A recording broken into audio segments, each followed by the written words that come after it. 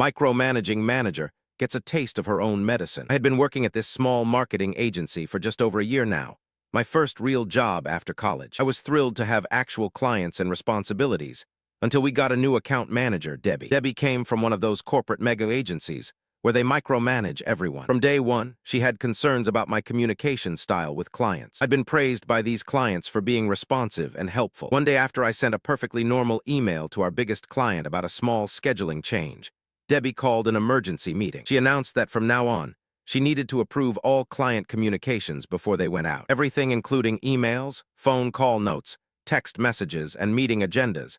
And she wanted me to send everything to her first for review. When I pointed out that this would slow down our response times, she just waved her hand dismissively, saying that it's about quality control and better to be right than fast. Fine, I thought, you want all communications. You got it. I started that very afternoon. Every single thing. If a client asked what time a call was scheduled, I drafted an email response and sent it to Debbie, awaiting her approval on this time confirmation. If a client texted asking for a quick file, I'd screenshot it and email Debbie to please approve my response to this text message. I even created a special folder in my drafts called Awaiting Debbie's Approval and set up an automated counter. By the end of day one, I had sent her 17 approval requests. By the end of week one, it was over 100. The best part, I stopped answering my phone when clients called. Instead, I'd let it go to voicemail, then email Debbie stating that client X called about Y, and my proposed response is attached for her approval. After about 2 weeks, Debbie was drowning and had fallen behind on approving my communications, which meant clients weren't getting responses. They started escalating to her directly, which doubled her workload. The breaking point came when our biggest client emailed both of us complaining about delays. I responded to the client with,